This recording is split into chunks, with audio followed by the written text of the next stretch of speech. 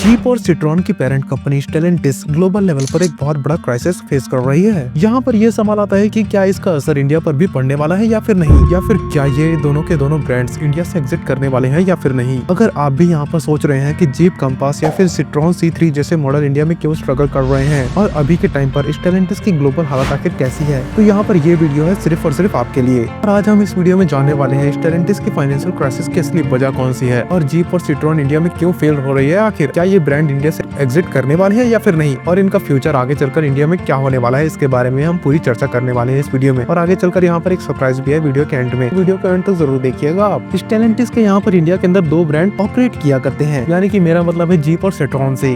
और यहाँ पर इन दोनों ही ब्रांड्स की जो सेल है ना वो इंडिया के अंदर बहुत ही ज्यादा खराब है। लेकिन यहाँ पर ऐसा बिल्कुल नहीं है कि स्टेलेंटिस के सभी ब्रांड मात्र इंडिया में सफर कर रहे हैं, बल्कि यहाँ पर इनकी ब्रांड्स की जो ग्लोबल वैल्यू है ना, यानी कि ग्लोबल इनका जो परफॉर्मेंस है ना वो बहुत ही ज्यादा खराब चल रहा है। स्टेलेंटिस के वर्कर यहाँ पर स्ट्राइक पे जा रहे हैं, फिर चाहे वो इटालियन वर्कर्स या फिर अमेरिकन वर्कर। लगातार गाड़ियां यहाँ पर डीलरशिप्स की वजह से जमा होती जा रही है एक जगह, और यहाँ पर सारे के सारे डीलर्स इस कंपनी के सीईओ को इसका कसूरवार ठहरा रहे हैं, और कंपनी के सीईओ खुद अपने एरोगेंट मिस्टेक की यहाँ पर माफी मांग भी रहे हैं। अब यहाँ पर बात यह है कि जो कार अभी सफर कर रही है ना, एक टाइम पर वो कार बहुत बिका करती थी इंडिया के अंदर और ग्लोबल मार्केट में भी। उनके डीलर्स भी एक टाइम पर बहुत ही ज्यादा प्रॉफिट यानी कि पैसा कमाया करते थे, लेकिन अभी के टाइम पर उनकी हालत बहुत ही ज्यादा खराब है। तो यहाँ पर आज के टाइम पर स्टेलेंटिस की जो खराब हालत है इसको समझने के लिए हमें इसके इतिहास में सबसे पहले झांकना पड़ेगा। अब यहाँ पर सबसे बड़ा सवाल यहाँ पर ये आता है, व्हाट इज स्टेलेंटिस। स्टेलेंटिस यहाँ पर दुनिया की चौथी सबसे बड़ी ऑटोमोबाइल निर्माता कंपनी है, जो कि 14 प्रमुख कार ब्रांड की मालिक है। यह कंपनी 2021 में PSA ग्रुप यानी कि पेग्योट सिट्रॉन और फिएट साइलर ऑटोमोबाइल यानी कि FCA के विल मर्जर से बनी थी। स्टेलेंटिस का यहाँ पर लक्ष्य विश्व स्तर पर कार के उत्पादन को बढ़ाना था, और यहाँ तक कि वे लोग इलेक्ट्रिक व्हीकल के सेगमेंट में तेजी लाना चाहते थे, यानी कि उसके प्रोडक्शन में, और यहाँ पर वे लोग और नए नए बाजारों में विस्तार करना चाहते थे। अब यहाँ पर दूसरे सवाल की बात करें तो वह स्टेलेंटिस आखिर कैसे बनी, यानी कि कब बनी। स्टेलेंटिस का गठन 16 जनवरी 2021 को हुआ था, जब दो दिग्गज ऑटोमोबाइल कंपनी यानी कि PSA ग्रुप, फ्रांस की पेग्योट सिट्रॉन और फिएट ऑटोमोबाइल FCA यानी कि इटली और अमेरिका की कंपनी आपस में मर्ज कर दी गई थी। अब यहाँ पर इन दोनों ब्रांड्स की बात तो मैंने कर ली, अब इसके बारे में मैं एक और बात बताता हूँ कि ये ब्रांड्स और भी बहुत सारे ब्रांड्स को लेकर अपने अंदर बैठी हुई है,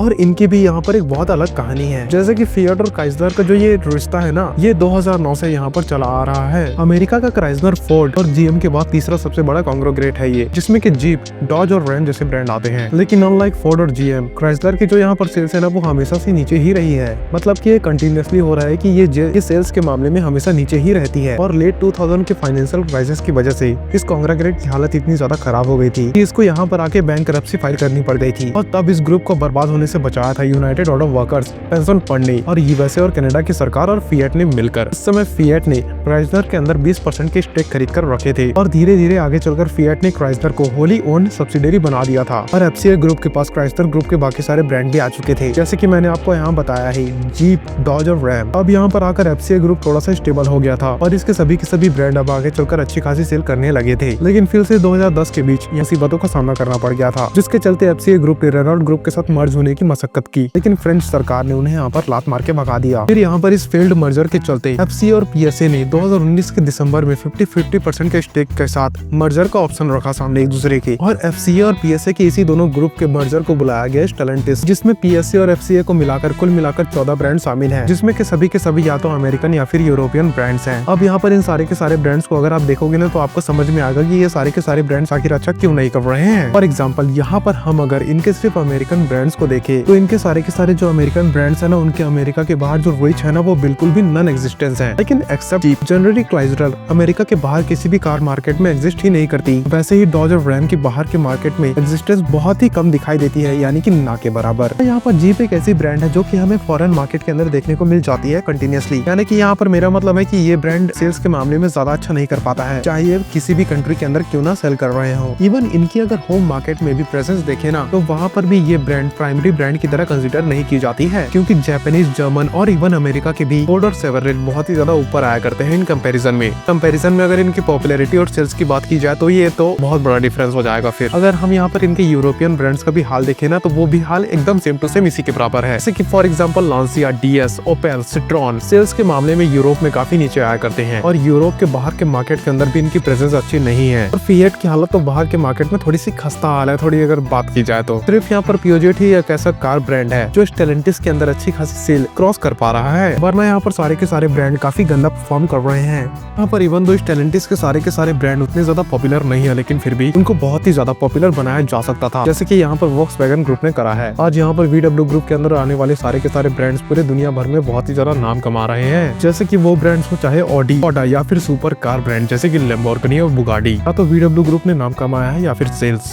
तो ऑलमोस्ट पूरी दुनिया के अंदर अपनी बहुत बड़ी प्रेजेंस बनाई है इन्होंने। लेकिन यहाँ पर स्टेलेंटिस ग्रुप ये टर्न अराउंड बिल्कुल भी नहीं कर पाई और इसका जिम्मेदार अक्सर कर इस कंपनी के टॉप मैनेजमेंट को ठहराया जाता है। डीलर से लेके कस्टमर इवन गवर्नमेंट ऑफिसर्स तक ये मानते हैं कि स्टेलेंटिस के बर्बादी का सबसे बड़ा कारण इसके टॉप एग्जीक्यूटिव है और खास करके स्टेलेंटिस के CEO जिनका नाम है कार्लोस तवारेस। इनफैक्ट स्टेलेंटिस के सारे डीलर्स ने एक साथ मिलकर इनके CEO को एक लेटर तक लिखा था, जिसमें जॉब कट्स और सेल डिक्लाइन का मेन कारण उन्हें ठहराया जा रहा था। और ऐसा बिल्कुल नहीं है कि लोग ही इनके ऊपर एलिगेशन लगा रहे हो। इनफैक्ट यहाँ पर CEO ने खुद अपनी गलतियों को तक मान लिया था और एक समय पर आकर उन्होंने ये भी बोला था कि उन्हीं की गलती की वजह से ये सारी की सारी चीजें हो रही है, यानी कि कंपनी का डाउनफॉल हो रहा है। लेकिन यहाँ पर सवाल ये उठता है कि उन्होंने यहाँ पर गलती की क्या आखिर। अब यहाँ पर बात करते हैं कार्लोस टेवारेस के 5 गलतियों के बारे में जिनसे स्टेलेंटिस ग्रुप को बहुत बड़ा नुकसान हुआ। सबसे बड़ी गलती यहाँ पर स्टेलेंटिस की ये आती है कि उन्होंने EVs में ज्यादा दिलचस्पी नहीं दिखाई शुरू से। जब यहाँ पर टेस्ला, Hyundai, BYD, किया और वॉक्सवैगन जैसी कंपनी तेजी से EV में इन्वेस्ट कर रही थी, स्टेलेंटिस अभी भी पेट्रोल डीजल कारों पर फोकस कर रहा था। 2022-23 तक स्टेलेंटिस के पास कोई स्ट्रॉन्ग EV लाइनअप नहीं थी। फिएट, जीप, डॉज और सिट्रॉन जैसी कंपनियों के EVs बहुत देर से आए और मार्केट में कंपटीशन से पीछे रह गए। टेस्ला और चीन की EV कंपनियों ने जैसे कि BYD,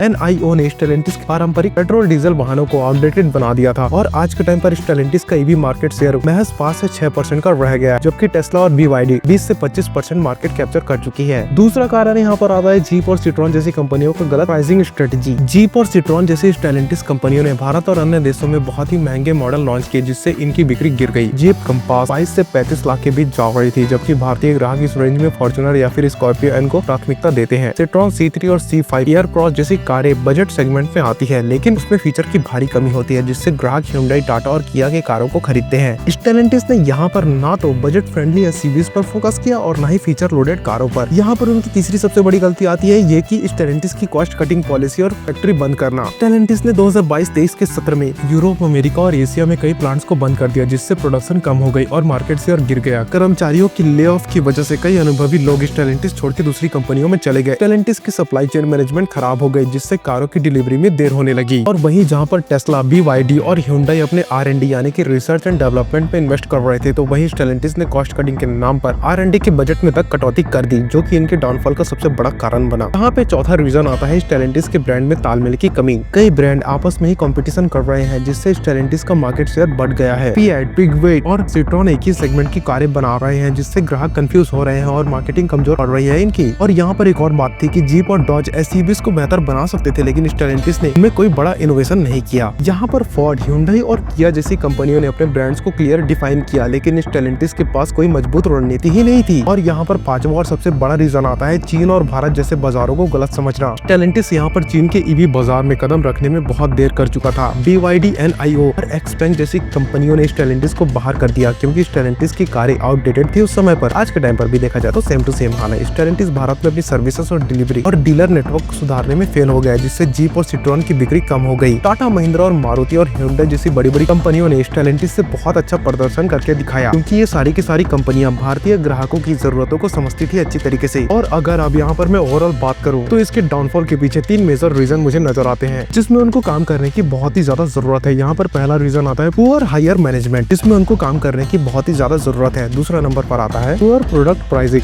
जो कि इनके प्राइस के ऊपर हर लोग हमेशा बात करते रहते हैं कि इनकी प्राइसिंग बहुत ही ज्यादा ओवर है। तीसरा रीजन है प्रोडक्ट प्लेसमेंट स्टेलेंटिस का। अब यहाँ पे एंड ऑफ द डे बात ये आती है कि अगर स्टेलेंटिस को बचाना है तो कार्लोस टेवारेस को अपनी रणनीति को बदलनी होगी। और आखिर में यहाँ पर जो मैंने सरप्राइज की बात की थी वो एक सवाल है कि क्या स्टेलेंटिस इन गलतियों को सुधार पाएगा या फिर नहीं, या फिर ये कंपनी और भी ज्यादा डाउनफॉल का शिकार हो जाएगी। आप नीचे कमेंट करके अपनी राय यानी कि अपनी आंसर जरूर दीजिएगा। और आपको अगर ये वीडियो पसंद आई हो तो वीडियो को लाइक करना, सब्सक्राइब करना और इस वीडियो को शेयर करना ना भूले प्लीज, और उस बेल आइकन को दबा दीजिएगा।